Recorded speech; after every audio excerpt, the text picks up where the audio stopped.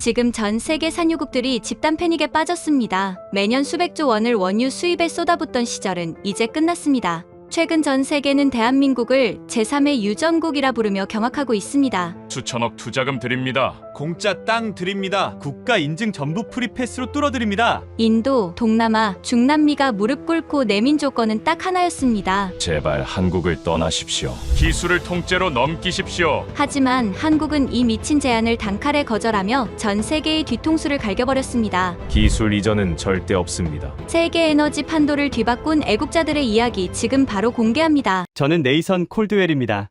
미국 에너지부 산업자원국에서 27년간 뼈가 굵은 실무 책임자였죠. 솔직히 고백하자면 저는 한국이라는 나라를 비웃었습니다. 아니, 정확히는 제 안중에도 없었다는 게 맞겠네요. 기껏해야 반도체 하청이나 하는 변방의 작은 나라 정도로 치부했으니까요. 삼성이요? 아이폰 부품이나 납품하는 공장 아닙니까? 현대요? 가성비로 승부하는 저가 자동차 회사일 뿐이죠. 제가 가진 한국의 이미지는 딱 거기까지였습니다. 몇 년 전 국제에너지 컨퍼런스에서의 일이 생생합니다. 한국 대표단이 미래 자원순환 기술에 대해 발표하겠다고 나섰을 때 저는 옆자리 동료에게 비아냥거렸습니다. 한국한테 대체 뭘 배우겠다는 거야? 차라리 그 시간에 잠이나 자는 게 낫겠군. 저는 아예 세션장에 발도 들이지 않았습니다. 대신 복도에서 느긋하게 커피나 마시며 농담을 따먹었죠. 지금 생각하면 쥐구멍에라도 숨고 싶을 만큼 얼굴이 화끈거립니다. 만약 그때 그 발표를 단 10분이라도 들었더라면 제 인생은 몇 년이나 앞당겨졌을 텐데 말입니다. 하지만 운명은 기어코 저를 한국이라는 거대한 파도 앞에 세우고 말았습니다. 어느 평온한 가을날 아침이었습니다. 제 책상 위로 서류 뭉치가 올라왔죠. 수천 장의 서류 중 하나일 뿐이었지만 유독 한 제목이 제 시선을 날카롭게 낚아챘습니다. 한국 기업, 미국 내 산업 폐기물 전략 매입 제안. 처음엔 헛웃음이 터졌습니다. 한국이 우리 쓰레기를 사겠다고? 이건 또 무슨 유치한 농담인가 싶었죠. 버리는 데만 수조 원이 드는 애물단지를 돈 주고 사겠다니. 사기꾼이거나 집단으로 정신이 나간 게 분명하다고 생각했습니다. 그런데 서류를 무심코 한 장 넘긴 순간 제 손가락이 돌처럼 굳어버렸습니다. 제안 금액 35억 달러. 저는 제 눈을 의심하며 그 숫자를 3번이나 다시 읽었습니다. 그리고 4번째 읽었을 때 비로소 제 손끝이 미세하게 떨리기 시작했습니다. 35억 달러라고? 우리가 지난 40년간 해결 못해 쩔쩔매던 그 저주받은 쓰레기 더미를 분명 오타일 거라 확신했습니다.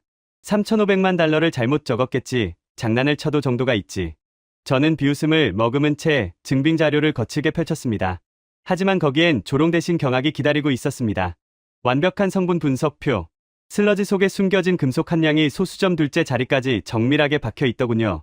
구리 3.2%, 아연 4.8%, 그리고 은, 금, 게르마늄, 인듐까지. 이건 허무맹랑한 투기꾼의 제안서가 아니었습니다. 누군가 이미 우리의 심장을 해부해보고 보낸 치밀하고도 압도적인 선전포고였죠. 저는 의자에서 용수철처럼 튀어올랐습니다. 창밖의 워싱턴 풍경을 멍하니 바라보며 머릿속이 하얘졌습니다. 만약 이게 사실이라면 세계 최강대국이라는 우리는 지금까지 대체 무슨 바보짓을 하고 있었던 겁니까? 다음날 아침 저는 노크 소리조차 잊은 채 국장실 문을 거칠게 밀어젖혔습니다. 필립 그레이슨 국장은 제 상사였습니다. 신중하고 냉철한 사람이었죠. 20년 넘게 에너지부에서 잔뼈가 굵은 베테랑이었어요. 그런 그도 제가 내민 보고서를 보고는 안경을 벗었습니다. 35억 달러? 테네시 재련소 폐기물을? 네. 저도 처음엔 사기인 줄 알았습니다. 필립이 서류를 넘겼어요. 성분 분석표를 한참 들여다보더니 고개를 저었습니다. 요즘 해외에서 이상한 제안 많이 들어온다던데 이것도 그런 거 아닐까? 저도 그렇게 생각했는데요. 제안서 내용이 너무 전문적입니다. 분석 자료까지 다 첨부돼 있어요. 테네시 재련소. 그곳은 미국 에너지 산업의 어두운 역사였습니다. 60년대엔 미국 최대의 구리와 아연 정제소였어요. 전성기엔 수천 명이 일했죠. 하지만 80년대 환경 규제가 강화되면서 문을 닫았습니다. 그 이후로 40년 가까이 방치됐어요. 정제 과정에서 나온 부산물들이 거대한 저장 웅덩이에 쌓여 있었습니다. 검은색 슬러지 60만 톤. 지역 주민들은 그걸 테네시의 저주라고 불렀어요. 환경단체들은 오염원이라고 했고 주정부는 매년 800만 달러씩 환경 정화 비용을 쓰고 있었죠. 누가 봐도 그냥 쓰레기였습니다. 그런데 한국 기업이 그걸 사겠다고요? 그것도 35억 달러에? 필립이 보고서를 덮으며 저를 봤습니다. 네이선, 이게 진짜면 우리가 지금까지 뭘 한 거지? 정확한 지적이었어요. 만약 저 폐기물이 정말 35억 달러의 가치가 있다면 우리는 40년 동안 황금 위에 앉아서 그걸 쓰레기라고 불렀던 겁니다. 저는 기분이 좋지 않았어요. 불쾌함과 호기심이 뒤섞여 있었죠. 필립이 결정을 내렸습니다. 일단 만나보자. 직접 듣고 판단하는 게 낫겠어. 2주일 후 워싱턴에서 회의가 잡혔습니다. 저는 그때까지도 몰랐어요. 그 회의가 제 인생을 완전히 뒤바꿔 놓을 거라는 걸요. 회의 당일 저는 일부러 30분 일찍 도착했습니다. 워싱턴 DC 에너지부 본관 3층 회의실. 프로젝터를 점검하고 노트북을 세팅했어요. 미국 측 자료도 준비해뒀죠. 만반의 준비를 갖추고 그들을 기다렸습니다. 한국 측 대표단이 들어왔을 때 제 첫인상은 실망이었어요. 화려한 프레젠테이션 자료가 없었습니다. 대신 그들은 가방에서 두툼한 기술 보고서 3권을 꺼냈어요. 종이 문서요. 이 시대에 누가 종이로 발표합니까? 저는 속으로 피식 웃었습니다. 역시 한국이군. 준비가 안 됐나 보네. 하지만 그건 제 착각이었어요. 그들에겐 화려한 포장이 필요 없었습니다. 대신 진짜가 있었거든요. 한국 측 대표는 강태호라는 엔지니어였습니다. 40대 후반쯤으로 보이는 차분한 인상의 남자였어요. 군더더기 없는 말투, 흔들림 없는 눈빛. 첫 인사를 나누고 자리에 앉더니 바로 본론으로 들어갔습니다. 미국 분들은 테네시 재련소 부산물을 폐기물로 보시죠. 그가 저를 똑바로 쳐다봤어요. 저희는 광산으로 봅니다. 필립이 팔짱을 끼며 물었습니다. 그럼 거기서 뭘 캐낼 수 있다는 겁니까? 강태호가 보고서를 펼쳤습니다.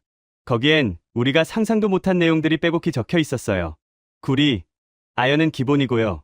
은, 금, 게르마늄, 인듐, 텔루륨까지 추출 가능합니다. 60만 톤에서 약 2만 3천 톤의 정제 금속을 뽑아낼 수 있어요. 저는 어이가 없어서 웃음이 나왔습니다. 그게 가능하다면 왜 우리가 40년 동안 안 했겠습니까? 회의실이 조용해졌어요. 제 질문이 꽤 날카로웠거든요. 사실 저는 그를 코너에 몰아넣으려고 했습니다. 논리적으로 반박하면 이 제안이 허황된 거라는 걸 증명할 수 있을 테니까요. 강태호가 저를 똑바로 봤습니다. 그리고 아주 담담하게 대답했어요. 기술이 없으셨으니까요. 그 순간 회의실 공기가 얼어붙었습니다. 기술이 없다고요? 미국 에너지부 관료들 앞에서 한국인 엔지니어가 기술이 없다고 말한 겁니다. 필립의 표정이 굳어졌어요. 저도 기분이 좋지 않았습니다. 모욕감이 치밀어 올랐죠. 하지만 이상하게도 반박할 말이 떠오르지 않았어요. 강태호는 전혀 개의치 않는 듯 계속 설명했습니다. 미국은 채굴과 1차 정련엔 강합니다. 하지만 버려진 자원을 다시 캐내는 기술은 약해요. 복합 금속이 섞인 부산물에서 개별 금속을 분리하는 공정. 그게 핵심인데 이 기술은 한국이 30년간 개발해온 겁니다. 저는 속으로 코웃음 쳤어요. 30년이라고요? 그럼 우리 미국은 그동안 뭘 한 겁니까? 하지만 강태호가 노트북을 열어 공정도를 보여줬을 때 제 표정이 바뀌기 시작했습니다. 화면엔 복잡한 화학 반응식과 공정 흐름도가 나타났어요. 용해, 전기분해, 침전, 정제. 각 단계마다 특정 금속만 선택적으로 추출하는 방식이었습니다. 솔직히 저는 화학 전공자가 아니라 다 이해할 순 없었어요. 하지만 한 가지는 확실히 알 수 있었습니다. 이건 우리가 가진 기술이 아니었습니다. 이 공정으로 처리하면 부산물의 95% 이상을 자원화할 수 있습니다. 남은 5%만 진짜 폐기물로 처리하면 되고요. 환경 오염도 최소화됩니다. 필립이 서류를 넘기며 물었습니다. 그래서 35억 달러를 내겠다는 겁니까? 네, 저희는 그 가치가 있다고 판단했습니다. 회의는 1시간 반 만에 끝났습니다. 하지만 제 머릿속은 회의가 끝난 후에도 한참 동안 멈추지 않았어요. 기술이 없으셨으니까요. 그 한마디가 제 27년 경력 위에 떨어졌습니다. 그리고 산산조각 났죠. 회의실을 나오는데 필립이 저를 붙잡았어요. 복도 창가에서 우리는 한참 동안 아무 말도 하지 않았습니다. 할 말이 없었거든요. 40년간 우리가 처리 비용 때문에 골머리 앓던 쓰레기가 실은 35억 달러짜리 광산이었다는 사실. 그리고 그걸 알아본 건 한국이었다는 사실. 필립이 먼저 입을 열었습니다. 네이선, 우리가 뭘 놓친 거지? 저는 대답할 수 없었어요. 놓친 게 뭔지조차 몰랐으니까요. 그날 밤, 저는 집에 돌아와서도 강태호의 말을 떠올렸습니다. 기술이 없으셨으니까요. 그 말이 자꾸 맴돌았어요. 화가 났지만 반박할 수 없었습니다. 인정하기 싫었지만 사실이었거든요. 저는 그날 밤 처음으로 한국이라는 나라를 검색하기 시작했습니다. 그날 밤 저는 잠을 이룰 수가 없었습니다. 강태호가 보여준 공정도가 머릿속에서 계속 맴돌았거든요. 그리고 한 가지 의문이 떠올랐어요. 도대체 한국은 언제부터 이런 기술을 개발해온 걸까? 우리가 모르는 사이에 한국은 뭘 준비하고 있었던 걸까? 새벽 2시. 저는 침대에서 일어나 서재로 갔습니다. 노트북을 열고 한국의 자원순환 산업에 대해 검색하기 시작했어요. 그리고 놀라운 사실을 발견했습니다. 한국은 90년대 초반부터 이미 도시광산이라는 개념을 국가 전략으로 삼고 있었던 겁니다. 90년대요? 그때 우리 미국은 뭘 했죠? 냉전이 끝나고 세계 유일의 초강대국이 됐다고 자축하고 있을 때였어요. 우리는 자원이 풍부했고 경제는 호황이었고 기술력도 최고였습니다. 재활용? 그건 환경, 운동가들이나 신경 쓰는 일이라고 생각했죠. 하지만 한국은 달랐습니다. 한국은 자원이 없는 나라였어요. 석유도, 철광석도, 구리도 없었죠. 모든 걸 수입에 의존해야 했습니다. 그래서 한국은 생각을 바꿨던 거예요. 없으면 만들면 되고, 버려진 것에서 찾으면 된다고요. 저는 한국의 한 연구소 보고서를 읽다가 멈췄습니다. 거기엔 이런 문장이 적혀 있었어요. 도시는 가장 큰 광산이다. 폐전자제품, 폐자동차, 산업 폐기물 속엔 천연 광산보다 더 높은 농도의 금속이 포함돼 있다. 천연 광산보다 더 높은 농도라고요? 저는 처음엔 과장이라고 생각했습니다. 마케팅 슬로건이겠거니 했어요. 하지만 데이터를 보고 할 말을 잃었습니다. 휴대폰 1톤에서 추출할 수 있는 금은 280g, 천연 금광석 1톤에서 나오는 금은 5g 정도였죠. 56배 차이였습니다. 이게 사실이라면 우리는 지금까지 뭘 한 겁니까? 우리는 금을 찾느라 산을 파헤치고 환경을 파괴하고 막대한 비용을 들였습니다. 그런데 정작 우리 발밑엔 금광보다 더 진한 금맥이 쌓여 있었던 거예요. 우리가 쓰레기라고 부르며 버린 그것들이요. 저는 더 깊이 파고들었습니다. 한국이 개발한 기술의 핵심이 뭔지 알고 싶었거든요. 그리고 발견한 건 복합 추출 공정이라는 기술이었습니다. 이게 뭐냐면 폐기물 속에 섞여 있는 여러 종류의 금속을 동시에 분리해내는 기술이에요. 기존의 정연 방식은 단순했습니다. 구리 광석에서 구리만 뽑아내고 아연 광석에서 아연만 뽑아냈죠. 하지만 산업 폐기물은 달라요. 구리, 아연, 은, 금, 게르마늄, 인듐이 전부 섞여 있거든요. 이걸 분리하려면 완전히 다른 접근이 필요했던 겁니다. 한국은 이 문제를 30년에 걸쳐 풀어냈어요. 화학적 용해, 전기분해, 선택적 침전, 각 금속의 화학적 성질을 이용해서 하나씩 순차적으로 뽑아내는 방식이었죠. 그리고 이 과정에서 나오는 부산물조차 다시 자원으로 활용했습니다. 저는 보고서를 읽으면서 소름이 돋았어요. 이건 단순한 재활용 기술이 아니었습니다. 이건 자원의 완전한 순환 시스템이었죠. 한국은 버려지는 게 없는 경제를 만들고 있었던 겁니다. 그리고 한 가지 대비가 선명해졌어요. 미국은 자원을 캐고, 쓰고, 버렸습니다. 한국은 자원을 캐고, 쓰고, 다시 캤어요. 이 차이가 35억 달러를 만들었습니다. 새벽 5시, 창밖이 밝아오고 있었어요. 저는 커피를 한 잔 내리며 생각했습니다. 더 알아야 했습니다. 직접 물어봐야 했어요. 저는 강태호에게 이메일을 보냈습니다. 개인적으로 만나서 이야기를 나누고 싶다고요. 다음 주 금요일, 워싱턴의 한 카페에서 그를 다시 만났습니다. 조용한 카페였습니다. 창가 자리에 앉아 그를 기다렸어요. 오후 3시, 햇살이 창문을 통해 비스듬히 들어오고 있었습니다. 저는 커피를 시켜놓고 멍하니 창밖을 바라봤어요. 며칠째 잠을 제대로 못 잤거든요. 한국 자원순환 산업 자료를 파고들다 보면 어느새 새벽이었습니다. 강태호는 정확히 약속 시간에 도착했어요. 문을 열고 들어오는 그의 모습이 보였습니다. 편안한 재킷, 차림이었죠. 회의실에서 봤던 것과는 다른 분위기였어요. 그가 여유로운 미소를 지으며 제 앞에 앉았습니다. 미국 에너지부 고위 관료가 한국 자원순환 기술 자료를 밤새 검색했다면서요? 저는 움찔했습니다. 어떻게 알았을까요? 검색 기록이 남더군요. 제 표정이 굳어지자 그가 웃었어요. 농담입니다. 저도 따라 웃었습니다. 긴장이 조금 풀렸죠. 그는 생각보다 유머가 있는 사람이었어요. 커피를 주문하고 나서 저는 본론으로 들어갔습니다. 궁금한 게 있습니다. 말씀하세요. 한국은 왜 이걸 시작했습니까? 90년대예요.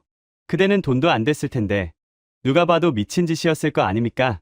강태호가 커피를 한 모금 마셨습니다. 그리고 잠시 침묵했어요. 창밖을 바라보는 그의 눈빛이 달라졌습니다. 뭔가 깊은 곳에서 기억을 꺼내오는 것 같았어요.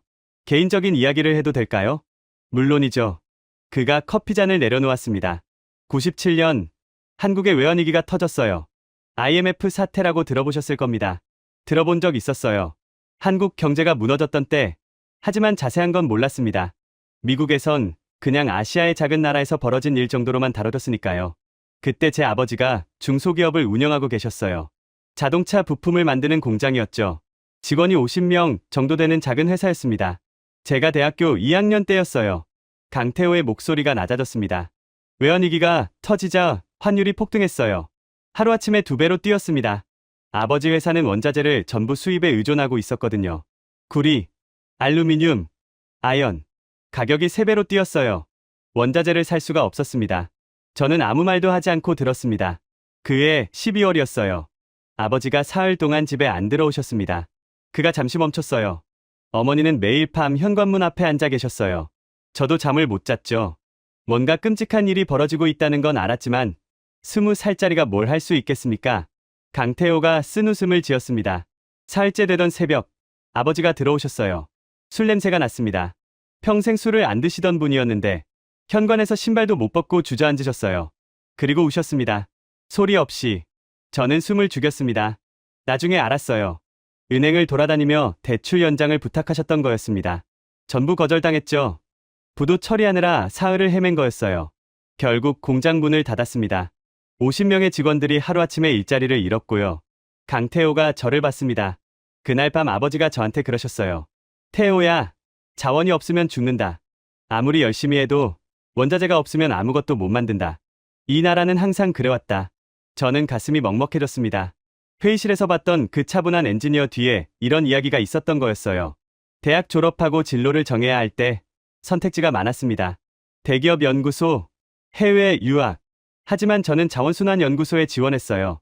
그때만 해도 아무도 관심 없는 분야였죠. 선배들이 말렸습니다.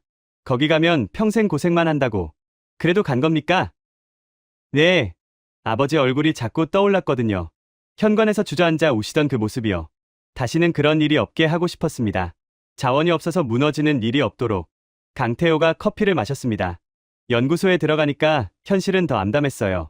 예산도 없고 장비도 낡았고 사람도 부족했습니다.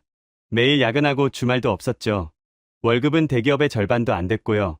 그래도 버틴 겁니까? 처음 10년은 정말 힘들었습니다. 성과가 안 나왔거든요. 실험은 계속 실패했고 예산은 매년 삭감됐고 동기들은 하나둘 떠났어요. 저도 포기하고 싶을 때가 많았습니다. 그가 창밖을 바라봤어요. 35살 때였나? 아내한테 그랬어요. 나 이거 그만둘까? 다른 데 가면 돈도 더 벌고 애들 학원도 보내줄 수 있을 것 같은데. 뭐라고 하던가요? 아내가 그러더군요. 당신이 왜 이 일 시작했는지 나는 알아. 아버지 때문이잖아. 그만두면 평생 후회할 거야. 조금만 더 버텨봐. 강태호가 웃었습니다. 그래서 버텼어요. 그리고 3년 후에 첫 번째 성과가 나왔습니다. 페이레폰에서 금을 추출하는 공정을 개발한 거죠. 효율이 기존 방식의 3배였어요. 그때부터 상황이 바뀌기 시작했습니다. 저는 고개를 끄덕였습니다. 이제 이해가 됐어요. 한국 정부도 같은 생각이었어요. 외환위기 직후에 결정했습니다. 한 번 들어온 자원은 절대 내보내지 말자. 다 쓰면 다시 캐내자. 도시광산이라는 개념이 그때 나온 겁니다. 처음부터 수익이 난 건 아니었죠? 당연하죠. 10년간은 완전히 적자였어요. 정부 지원 없이는 버틸 수 없었습니다. 매년 예산 심해 때마다 폐지 위기에 놓였죠. 왜 돈 안 되는 사업에 세금을 쓰냐고. 그런데도 계속한 거군요. 네. 멈추면 죽으니까요. 그 말이 제 심장을 찔렀습니다. 미국은 부자니까 재활용이 선택이었죠. 굳이 안 해도 됐으니까요. 자원이 필요하면 사면 되니까. 하지만 한국에겐 생존이었습니다. 선택의 여지가 없었어요. 수입이 끊기면 죽는 구조였으니까요. 생존의 문제. 그 단어가 머릿속을 강타했습니다. 한국에게 재활용은 환경 캠페인이 아니었어요. 국가의 생존 전략이었던 겁니다. 지금 한국은 자원 수입이 완전히 끊겨도 2년은 버틸 수 있습니다. 비축과 재활용만으로요. 30년 전엔 상상도 못할 일이었죠. 저는 한참 동안 아무 말도 하지 못했습니다. 그리고 솔직하게 말했어요. 한국이 부럽습니다. 강태호가 놀란 표정으로 저를 봤습니다. 한국은 30년 동안 한 길을 걸어왔잖아요. 흔들리지 않고 포기하지 않고 적자여도 버티고 실패해도 다시 일어나고 그게 지금의 기술을 만든 거죠. 저는 한숨을 쉬었습니다. 반면 우리는 이것저것 손대다가 정작 중요한 걸 놓쳤습니다. 돈 되는 것만 쫓다가 기초를 잃어버렸어요. 강태호가 고개를 저었습니다. 미국도 늦지 않았어요. 지금부터라도 시작하면 됩니다. 자원도 많고 인재도 많고 기술 기반도 탄탄하잖아요. 한국이 30년 걸린 걸 미국은 15년이면 할 수 있을 겁니다. 그가 미소 지었어요. 그리고 한국이 도와드릴 수도 있고요. 저는 그 말에 위로받았습니다. 하지만 동시에 씁쓸했어요. 초강대국, 미국이 작은 나라, 한국의 도움을 받아야 하는 상황이 됐다는 게 믿기지 않았거든요. 하지만 그게 현실이었습니다. 카페를 나오며 저는 결심했습니다. 그날 밤 집에 돌아가서 아내에게 말했어요. 여보, 나 한국어 배우려고. 아내가 깜짝 놀라며 물었습니다. 갑자기 왜? 한국 여행이라도 가려고? 아니, 일 때문에. 앞으로 한국 사람들이랑 일할 일이 많을 것 같아서.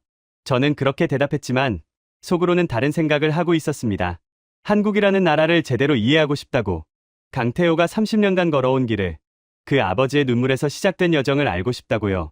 미국은 쓰고 버리는 나라였습니다. 한국은 돌려 쓰는 나라였어요. 그리고 이제 세계는 한국의 방식을 필요로 하고 있었습니다. 프로젝트는 3개월 후 공식 승인됐습니다. 하지만 진짜 전쟁은 그때부터였죠. 테네시 프로젝트가 본격적으로 시작된 건 그로부터 3개월 후였습니다.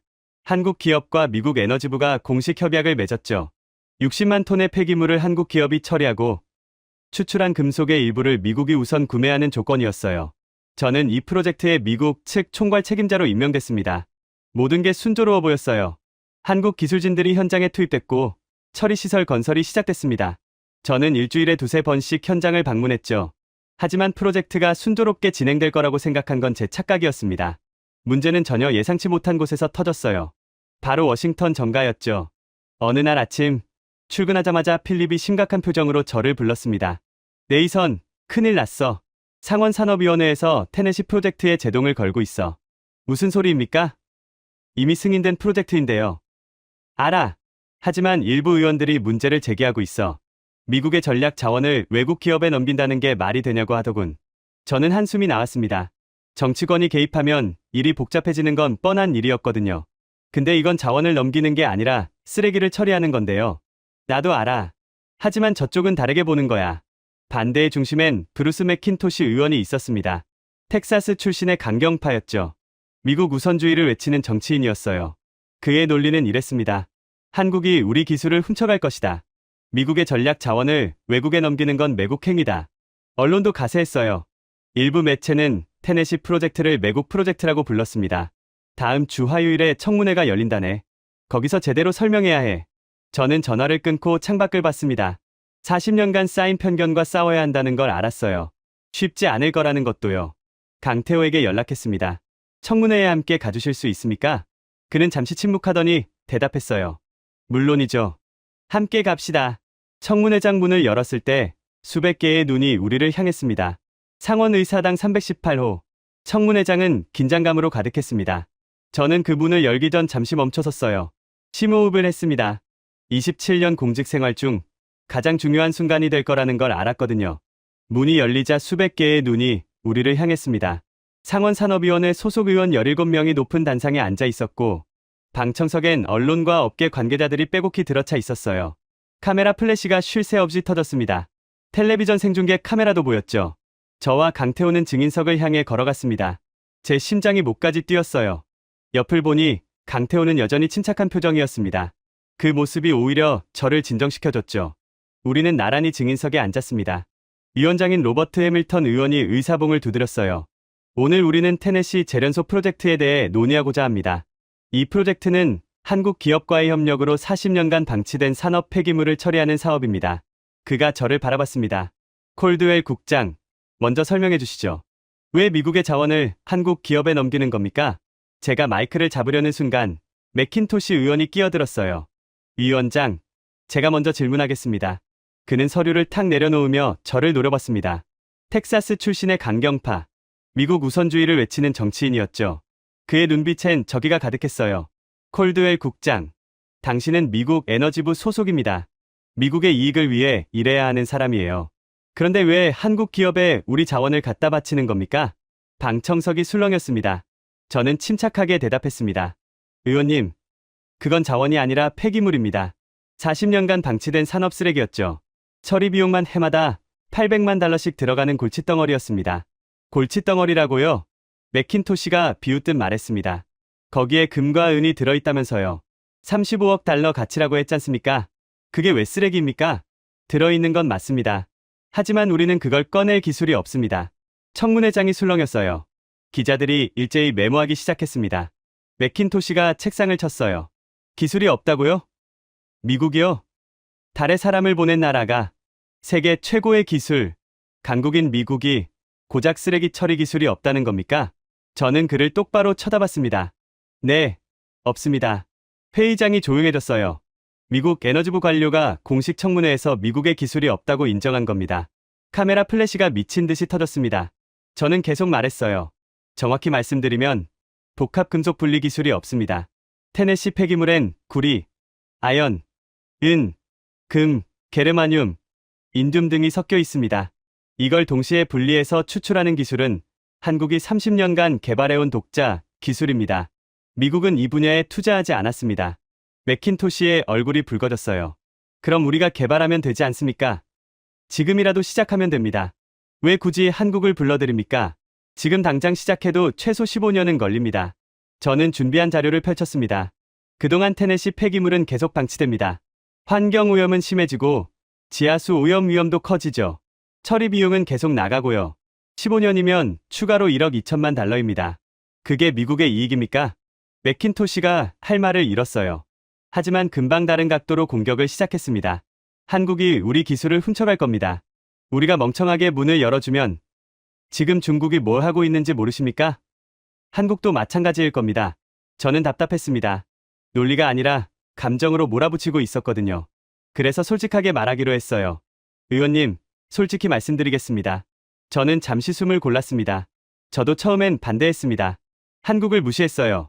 한국에서 배울 게 뭐가 있겠나 싶었죠. 작은 나라, 우리 부품이나 조립하는 곳, 그렇게 생각했습니다. 청문회장이 조용해졌어요. 하지만 팩트 앞에서 저는 인정할 수밖에 없었습니다. 미국에는 그 기술이 없습니다. 이건 제 자존심의 문제가 아니라 사실의 문제입니다. 감정으로 사실을 바꿀 순 없습니다. 맥킨토시가 뭔가 말하려 했지만 해밀턴 위원장이 손을 들어 제지했어요. 강 대표, 설명 좀 해주시죠. 한국이 정말 그런 기술을 갖고 있습니까? 강태호가 일어나 정중하게 고개를 숙였습니다. 네, 의원님, 저희가 준비한 자료를 보여드리겠습니다. 그는 노트북을 열어 화면을 띄웠어요. 대형 스크린에 복잡한 공정도와 실험 데이터들이 나타났습니다. 이건 저희가 개발한 다단계 추출 공정입니다. 화학적 용해와 전기 분해를 반복하면서 금속별로 순차 분리합니다. 각 금속의 화학적 성질 차이를 이용해서 구리, 아연, 은, 금을 순서대로 뽑아내는 방식이죠. 그가 화면을 넘겼어요. 현재 한국에선 이 기술로 연간 100만 톤 이상의 산업 폐기물을 처리하고 있습니다. 처리 후 남는 최종 폐기물은 5% 미만이에요. 95% 이상이 자원으로 재탄생합니다. 의원들 사이에서 웅성거림이 들렸습니다. 맥킨토시가 다시 끼어들었어요. 그게 사실이라면 왜 우리 미국 기업들은 못합니까? 우리에게도 훌륭한 화학자들과 엔지니어들이 있습니다. MIT가 있고 칼텍이 있고 버클리가 있습니다. 강태호가 침착하게 대답했습니다. 물론입니다. 미국의 기초과학 수준은 세계 최고죠. 하지만 이 기술은 기초과학만으론 부족합니다. 그가 잠시 멈췄어요. 수천 번의 실험이 필요합니다. 수백 번의 실패를 겪어야 하죠. 그리고 30년 이상의 현장 경험이 축적돼야 합니다. 논문으로는 배울 수 없는 것들이에요. 직접 손으로 해봐야 알 수 있는 노하우입니다. 그가 의원들을 둘러봤습니다. 한국은 그 시간을 투자했습니다. 적자를 감수하면서 10년을 버텼고 실패해도 포기하지 않고 20년을 더 갔습니다. 미국은 그 투자를 하지 않았고요. 그게 차이입니다. 청문회장이 다시 조용해졌습니다. 그의 말은 전곡을 찔렀거든요. 옆자리의 한 의원이 손을 들었습니다. 오하이오 출신의 중진 의원이었어요. 강 대표, 질문이 있습니다. 한국이 이 기술을 미국에 전수해줄 의향이 있습니까? 아니면 영원히 한국 기업만 이 일을 하게 됩니까? 강태호가 고개를 끄덕였습니다. 좋은 질문입니다. 저희는 기술 이전에 적극적입니다. 테네시 프로젝트를 진행하면서 미국 인력을 훈련시킬 겁니다. 5년 후엔 미국 엔지니어들이 독자적으로 운영할 수 있게 될 거예요. 의원들 사이에서 긍정적인 반응이 나왔습니다. 캐서린 웨이버 의원이 손을 들었어요. 캘리포니아 출신의 기술혁신 지지자였죠. 강 대표, 질문 하나 더 하겠습니다. 한국은 왜 이 기술을 개발했습니까? 처음부터 수익성이 있었습니까? 강태호가 잠시 생각하더니 대답했습니다.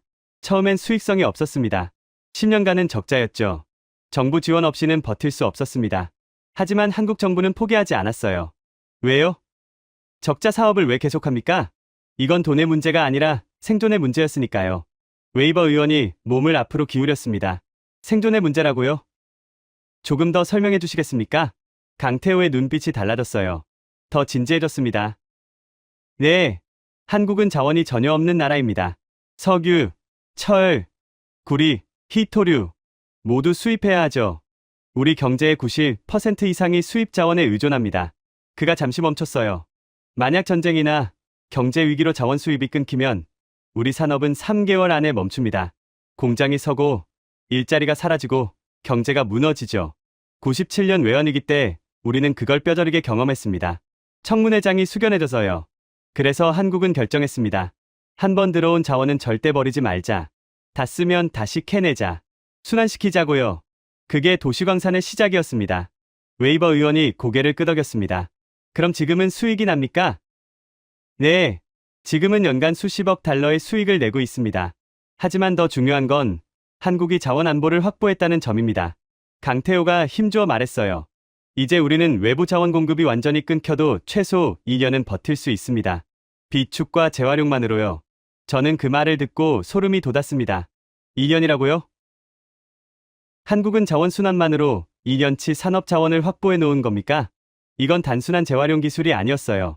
이건 국가안보 전략이었습니다. 해밀턴 위원장이 의원들을 둘러봤습니다. 더 질문 있으신 분? 잠시 침묵이 흘렀어요. 맥킨토시도 더 이상 공격하지 않았습니다. 할 말이 없어 보였죠. 그럼 투표하겠습니다. 테네시 프로젝트 승인에 찬성하시는 분? 손이 하나씩 올라갔습니다. 하나, 둘, 셋. 저는 숨을 죽이고 세었어요. 넷, 다섯, 여섯, 일곱. 과반이 넘었습니다. 여덟, 아홉, 열, 열하나, 열둘. 17명 중 12명이 찬성했어요. 과반을 훨씬 넘는 수였죠. 맥킨토시는 손을 들지 않았지만 그의 표정엔 이미 패배가 쓰여 있었습니다. 찬성 12, 반대 5. 테네시 프로젝트는 정식으로 승인됩니다. 해밀턴 위원장이 의사봉을 두드렸어요. 박수가 터져나왔습니다. 방청석에서도 의원석에서도 저도 모르게 안도의 한숨이 나왔어요. 옆을 보니 강태호도 미소 짓고 있었습니다. 청문회가 끝나고 복도로 나오자 여러 의원들이 강태호에게 다가왔습니다. 악수를 청하고 명함을 건네며 자기 지역구에도 비슷한 프로젝트가 가능한지 물었어요. 웨이버 의원이 강태호의 손을 잡았습니다. 오늘 많이 배웠습니다. 한국의 준비성에 감탄했어요. 감사합니다. 의원님. 맥킨토시는 말없이 지나갔어요. 하지만 문 앞에서 잠시 멈춰 뒤를 돌아봤습니다. 그리고 아주 작게 고개를 끄덕였죠. 인정한다는 뜻이었을까요? 저는 확신할 수 없었지만 그걸로 충분했습니다. 저는 그 광경을 보며 생각했어요. 불과 몇 시간 전까지만 해도 한국을 의심하던 사람들이 이제는 한국의 손을 잡으려 하고 있었죠. 이게 바로 기술의 힘이었습니다. 기술은 편견을 깨고 의심을 지우고 존중을 만들어냈어요. 강태호가 제게 다가왔습니다. 수고하셨습니다. 콜드웰 국장. 당신 덕분입니다. 혼자였으면 못 버텼을 거예요. 그가 웃었어요. 이제 시작입니다. 진짜 일은 이제부터죠. 맞는 말이었습니다. 청문회는 끝났지만 진짜 시험은 아직 시작도 안 했거든요. 테네시 프로젝트가 본격적으로 가동된 지 넉 달이 흘렀습니다. 한국 기업의 기술진들이 현장에 투입됐고 거대한 처리 시설이 세워졌죠. 저는 일주일에 2~3번씩 현장을 방문했어요. 직접 눈으로 확인하고 싶었거든요. 한국의 기술이 정말로 작동하는지요. 그리고 작동했습니다. 검은 슬러지에서 반짝이는 금속 덩어리들이 나오기 시작했어요. 모든 게 순조로워 보였습니다. 그런데 그해 가을, 예상치 못한 일이 터졌어요. 어느 날 아침, 출근하자마자 필립이 다급하게 저를 불렀습니다. 네이선, 큰일 났어. 중국이 희토류 수출 제한 조치를 발표했어. 뭐라고요? 저는 믿을 수가 없었습니다. 희토류, 현대 산업의 핵심 자원이에요. 스마트폰, 전기차, 풍력 발전기, 군사 장비까지 모든 첨단 제품에 들어가는 필수 원소죠. 그리고 전 세계 희토류의 70%는 중국에서 생산됩니다. 정확히 어떤 조치입니까? 미국, 유럽, 일본으로 가는 희토류 수출을 단계적으로 줄인다는 거야. 표면적으론 환경보호를 이유로 들고 있지만 다들 알잖아. 이건 압박이야. 저는 창밖을 내다봤습니다. 중국의 의도는 명확했어요. 테네시 프로젝트를 견제하려는 거였죠. 한국과 미국이 자원 재활용으로 협력하자 중국이 위협을 느낀 겁니다. 다른 나라들 반응은 어떻습니까? 난리도 아니야. 독일 자동차 업계는 벌써 비상이 걸렸고 일본은 긴급 강요회의를 소집했어. 국방부에서도 전략 물자 위기 경고가 나왔고 전 세계가 불타고 있었습니다. 저는 갑자기 강태호의 얼굴이 떠올랐어요. 그가 했던 말이 생각났거든요. 한국은 자원 수입이 끊겨도 2년은 버틸 수 있습니다. 혹시 한국엔 대안이 있는 걸까요? 저는 바로 강태호에게 전화를 걸었습니다. 다행히 그는 아직 미국에 있었어요. 테네시 현장을 점검하러 왔다가 며칠 더 머물고 있었죠. 강 대표, 중국 히토류 소식 들었습니까? 네, 방금 뉴스로 봤습니다. 그의 목소리는 침착했어요. 전혀 당황하지 않는 것 같았습니다. 예상했던 일이긴 하지만 생각보다 빨리 터졌네요. 예상했다고요? 당연하죠.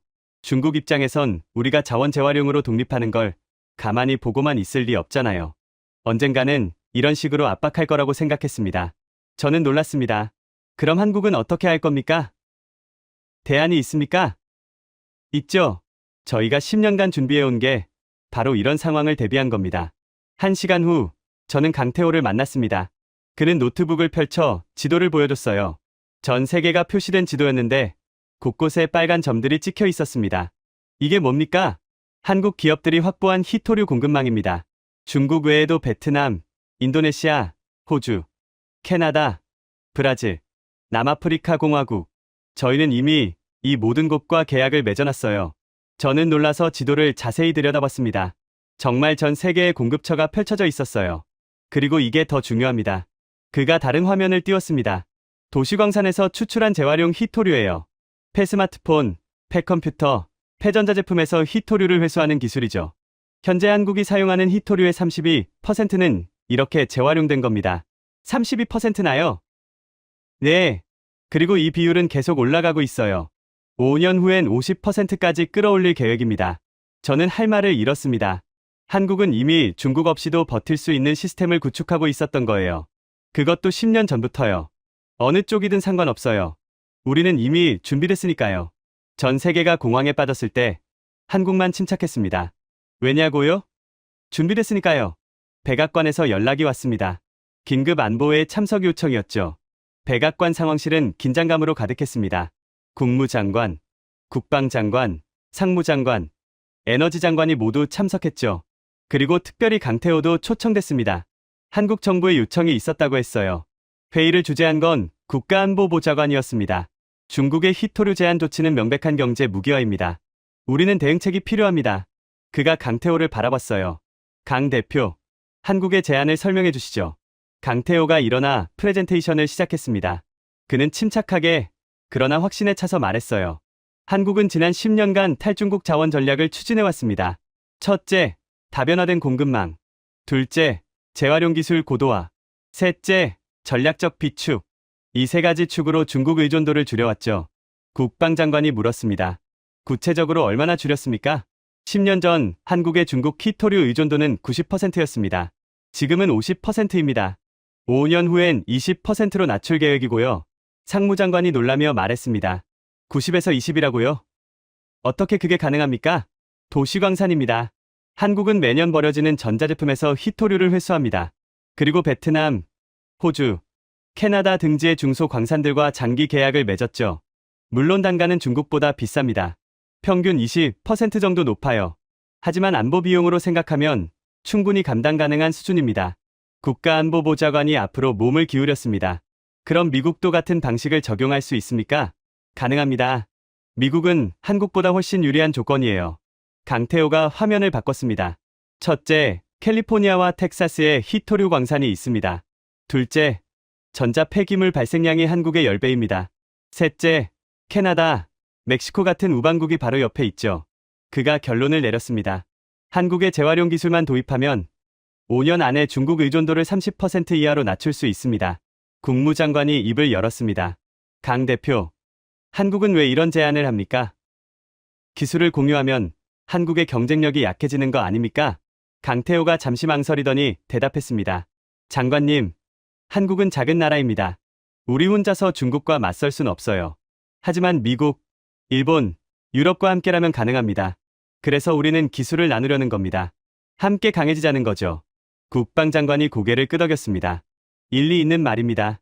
개별적으로 대응하면 중국이 각계격파할 겁니다. 하지만 연합하면 얘기가 달라지죠. 국가안보보좌관이 결정을 내렸습니다. 좋습니다. 한미일 자원안보협력체를 추진하겠습니다. 강 대표, 한국 정부와 협의해서 구체적인 로드맵을 만들어 주시기 바랍니다. 알겠습니다.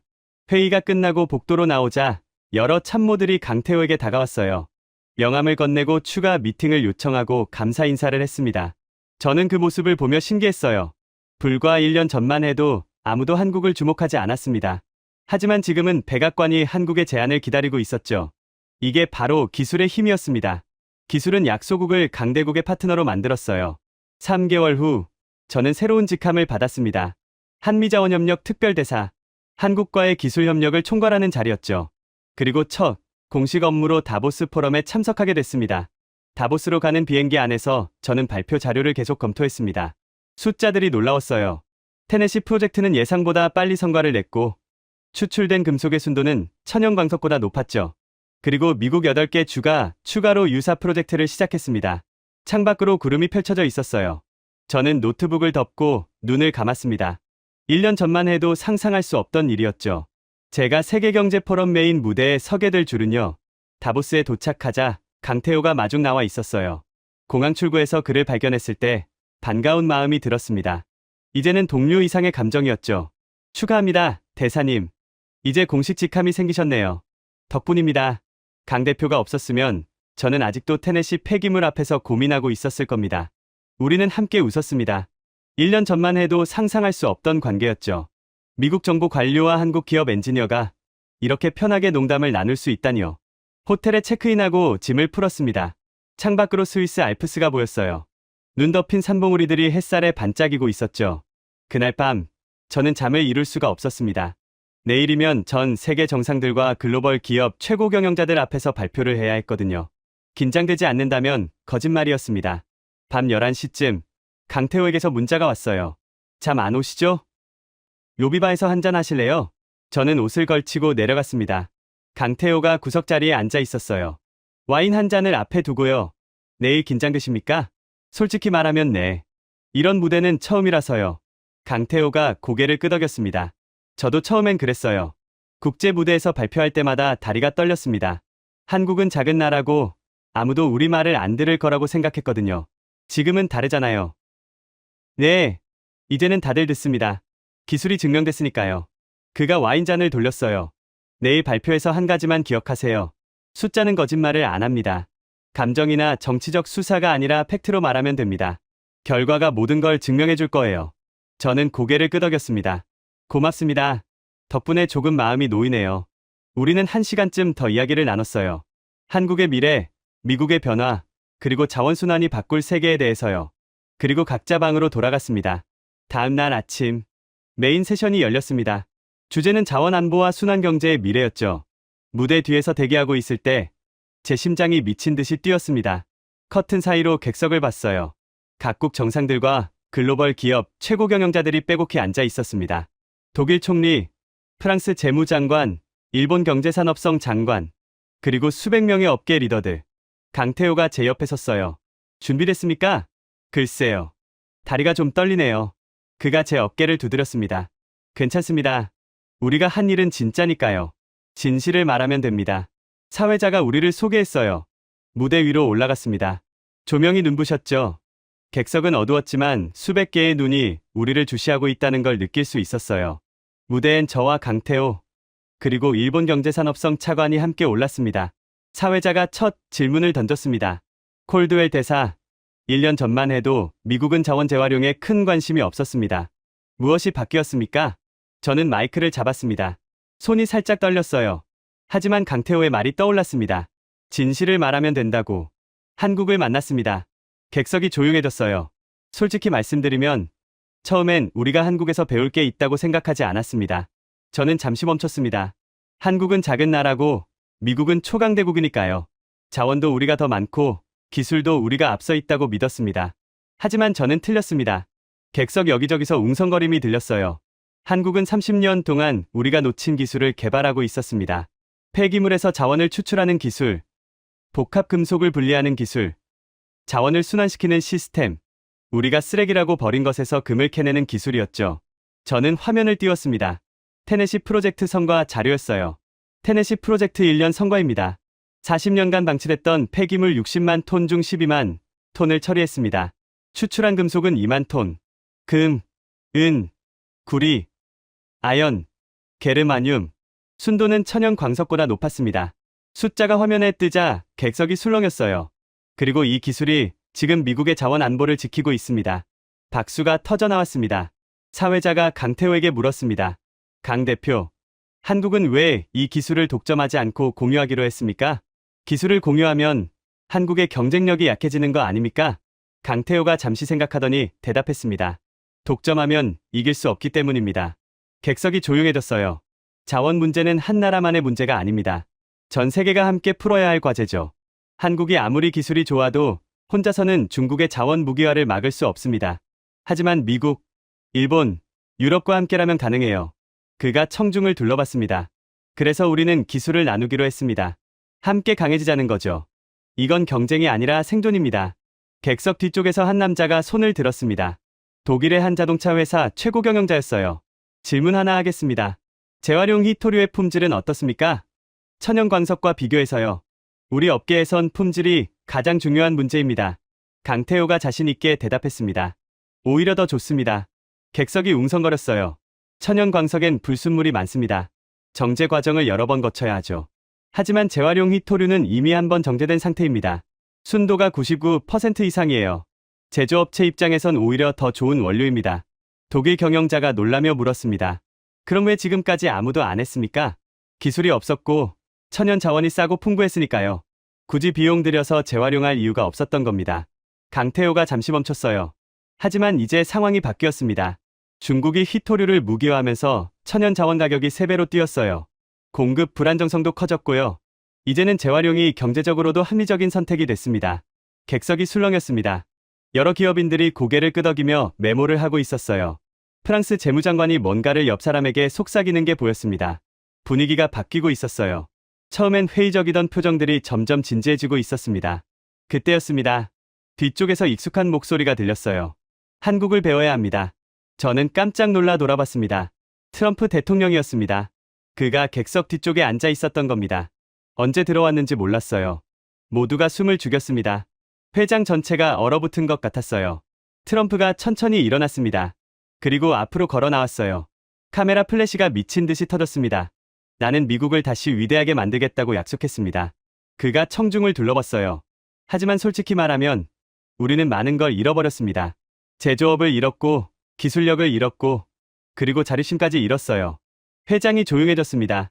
미국 대통령이 자국의 약점을 인정하는 건 흔치 않은 일이었거든요. 트럼프가 강태호를 바라봤습니다. 한국은 우리에게 보여줬습니다. 작은 나라도 준비하면 강해질 수 있다는 거요. 자원이 없어도 땅이 좁아도 30년을 준비하면 세계 최고가 될 수 있다는 걸 증명했습니다. 객석 여기저기서 고개가 끄덕여졌어요. 우리 미국 젊은이들, 엔지니어들도 한국에 가서 배워야 합니다. 그들이 어떻게 30년간 한 길을 걸었는지, 어떻게 위기를 기회로 바꿨는지요. 트럼프가 주먹을 쥐었습니다. 나는 오늘 이 자리에서 약속합니다. 미국은 한국과 함께 자원 독립을 이루겠습니다. 박수가 터져 나왔어요. 처음엔 몇 명이었습니다. 하지만 금방 퍼져나갔죠. 앞줄에서 뒷줄로, 왼쪽에서 오른쪽으로, 그리고 기립박수가 됐습니다. 수백 명이 일어나서 박수를 치고 있었어요. 독일 총리도, 프랑스 재무장관도, 일본 장관도, 전 세계 리더들이 한국을 위해 박수를 보내고 있었습니다. 저는 그 광경을 보며 가슴이 벅찼어요. 눈시울이 뜨거워졌습니다. 강태호를 봤어요. 그도 눈가가 촉촉해져 있었습니다. 우리는 말없이 눈을 마주쳤죠. 1년간의 여정이 그 시선 속에 담겨 있었어요. 세션이 끝나고 트럼프 대통령과 잠깐 대화할 기회가 있었습니다. 대사, 잘하고 있습니다. 한국과의 협력을 계속 강화하세요. 이건 단순히 자원 문제가 아닙니다. 미국의 미래가 걸린 일이에요. 감사합니다, 카카. 최선을 다하겠습니다. 트럼프가 제 어깨를 두드렸습니다. 한국 사람들에게 전해주세요. 고맙다고. 그들이 우리 눈을 뜨게 해줬다고요. 그날 밤, 저는 호텔방에서 혼자 와인을 마셨습니다. 창밖으로 알프스가 보였어요. 달빛에 비친 눈 덮인 산봉우리들이 신비로웠습니다. 1년이 주마등처럼 스쳐 지나갔어요.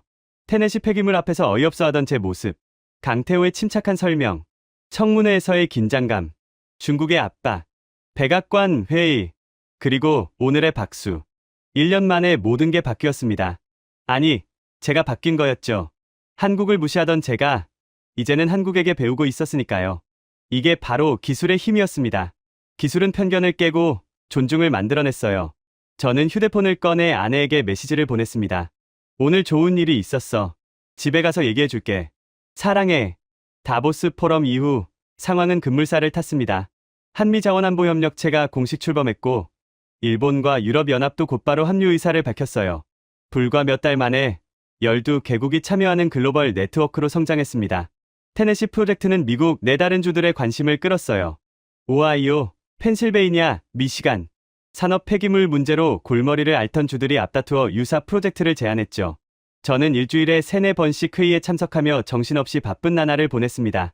그리고 놀라운 일이 일어났어요. 중국이 히토류 수출 제한 조치를 완화하기 시작한 겁니다. 처음엔 믿을 수가 없었어요. 필립이 전화로 알려줬을 때 저는 몇 번이나 되물었습니다. 진짜입니까? 중국이 물러섰다고요? 그래. 완전한 철회는 아니지만 상당 부분 완화됐어. 한미일 연합의 압박이 먹힌 거야. 저는 창밖을 바라보며 생각했습니다. 1년 전만 해도 중국의 자원, 무기화 앞에서 속수무책이었던 우리가 이제는 협상 테이블의 주도권을 쥐게 됐다니요. 강태호에게 연락했습니다. 중국 소식 들었습니까? 네, 방금 들었습니다. 그의 목소리엔 감회가 묻어 있었어요. 솔직히 이렇게 빨리 효과가 나올 줄은 몰랐습니다. 함께 움직이니까 힘이 되네요. 다 당신 덕분입니다. 강 대표. 아닙니다. 함께한 모든 분들 덕분이죠. 저는 그 말에 뭉클해졌습니다. 혼자였다면 절대 이룰 수 없었을 일이었으니까요. 몇 달 후, 저는 서울을 방문할 기회가 생겼습니다. 한미자원협력 실무회에 참석차 온 거였는데 강태호가 개인적으로 저를 초대했어요. 대사님, 제가 처음 일하기 시작한 연구소를 보여드리고 싶습니다. 서울 외곽의 작은 연구단지. 생각보다 소박한 곳이었어요. 오래된 건물들이 옹기종기 모여 있었죠. 강태호가 한 건물 앞에서 멈췄습니다. 여기가 제가 25년 전에 처음 왔던 곳입니다. 여기서 시작하신 거군요. 네. 저 방에서 밤새 실험하고 실패하고 다시 하고 그렇게 30년이 흘렀네요. 그가 저를 바라봤어요. 대사님, 저는 아직도 그때를 기억합니다. 아무도 관심 없던 시절. 예산도 없고 사람도 없고 희망도 없었죠. 그때 포기했다면 오늘은 없었을 겁니다. 저는 고개를 끄덕였습니다. 30년의 무게가 느껴집니다. 무게라기보다는 감사함이에요. 포기하지 않고 함께 걸어와준 동료들, 믿어준 가족, 그리고 이제는 함께 해주시는 대사님 같은 분들 덕분에 여기까지 온 거죠. 저는 가슴이 뭉클했습니다. 연구소 투어를 마치고 우리는 근처의 작은 식당에서 저녁을 먹었어요. 한국식 갈비찜이었는데 정말 맛있었습니다. 식사 중에 강태호가 물었어요. 대사님, 앞으로의 계획이 어떻게 되십니까? 글쎄요. 일단은 이 일을 계속하려고 합니다. 아직 할 일이 많으니까요. 은퇴는 언제쯤 생각하고 계세요? 저는 웃었습니다. 솔직히 아직 생각 안 해봤어요. 하지만 이 일이 어느 정도 자리 잡으면 그때 물러나려고요. 젊은 사람들에게 바통을 넘겨야죠. 강태호가 고개를 끄덕였어요. 저도 비슷한 생각입니다. 기술은 이미 충분히 발전했고 이제는 다음 세대가 이끌어가야 해요. 우리는 한동안 조용히 앉아 있었습니다. 창밖으로 서울의 야경이 보였어요. 반짝이는 불빛들, 바쁘게 움직이는 사람들. 이 나라가 30년간 쌓아온 노력의 결실이 저 풍경 속에 담겨 있었습니다. 강 대표, 고맙습니다. 갑자기 왜요? 그냥요. 당신 덕분에 제 인생이 바뀌었거든요. 한국을 만나지 않았다면 저는 아직도 오만한 관료로 살고 있었을 겁니다. 강태호가 미소 지었습니다. 저도 감사합니다, 대사님. 당신 같은 분이 한국을 이해해 주셔서, 편견 없이 배우려 하셔서 그게 얼마나 큰 힘이 되는지 모르실 겁니다. 저는 고개를 끄덕였습니다. 미국으로 돌아가는 비행기 안에서 저는 많은 생각을 했어요. 한국이라는 나라, 작지만 강한 나라, 자원은 없지만 기술로 이겨낸 나라, 30년간 한 길을 걸어온 나라, 그리고 그 나라가 이제 세계를 바꾸고 있었습니다. 저는 노트를 꺼내 한 문장을 적었어요. 진짜 강함은 크기가 아니라 준비해서 나온다. 그게 한국이 가르쳐준 교훈이었습니다. 최근에 저는 중요한 결정을 내렸습니다. 은퇴를 앞두고 미국 국민들에게 편지를 쓰기로 한 거예요. 제가 지난 몇 년간 겪은 일들을 솔직하게 담은 편지요. 편지를 쓰기 전에 저는 다시 한번 서울을 방문했습니다. 강태호에게 연락했어요.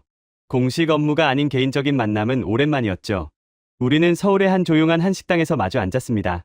네이선, 정말 수고 많으셨습니다. 당신 덕분에 한미협력이 이렇게 성공할 수 있었어요. 아닙니다. 제가 배운 겁니다. 당신과 한국에게서요. 저는 잠시 망설이다가 주머니에서 편지 한 통을 꺼냈습니다. 이거 드리고 싶어서 왔습니다.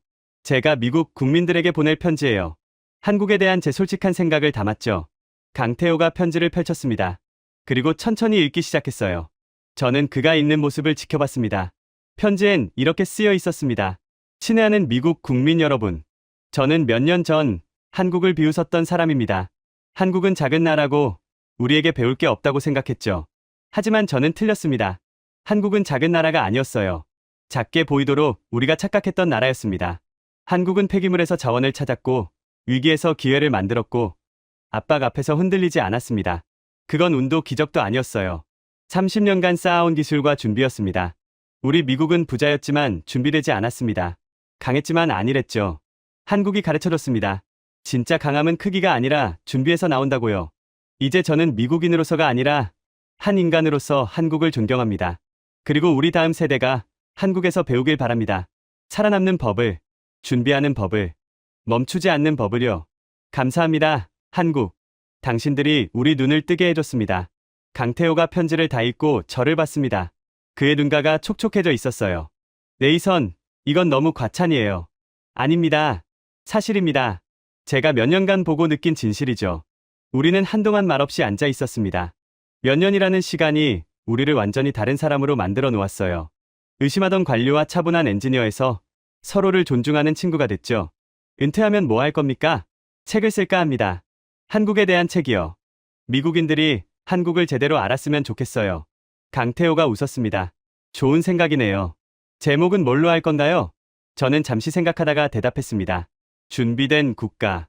한국은 운이 아니라 준비였다는 걸 보여주고 싶어요. 완벽한 제목이네요. 저는 미국으로 돌아와 책을 쓰기 시작했습니다.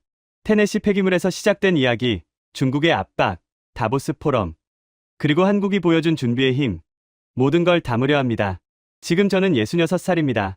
곧 은퇴를 앞두고 있죠. 하지만 여전히 한국 소식을 챙겨봅니다. 한국은 멈추지 않고 계속 전진하고 있어요. 이제는 동남아시아와 아프리카까지 도시광산 기술을 전파하고 있죠. 그리고 미국도 변하고 있습니다. 이제 우리는 자원을 함부로 버리지 않아요.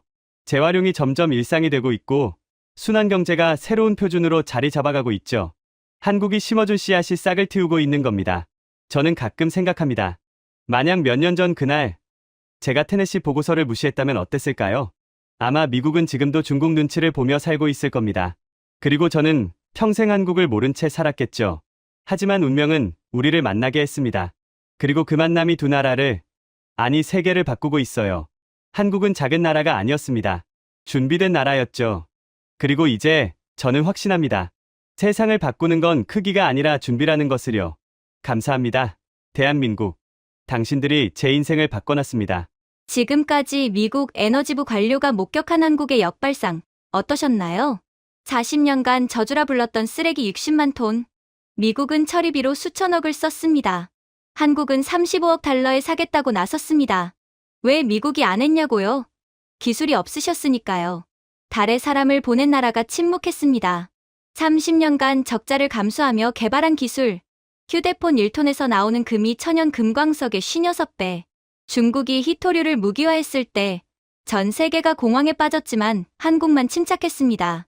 트럼프가 다보스에서 벌떡 일어나 외쳤습니다. 이제 한국을 배워야 산다. 진짜 강함은 크기가 아니라 준비다. 소름 돋았다면 댓글로 준비 두 글자만 남겨주세요. 가슴이 뜨거워지셨다면 구독과 좋아요 부탁드립니다. 그리고 이 영상을 공유해주세요. 초강대국이 고개 숙인 한국의 30년 준비가 세계를 바꾸고 있습니다. 여러분의 공유 하나가 대한민국의 진짜 저력을 전 세계에 알리는 가장 강력한 무기입니다.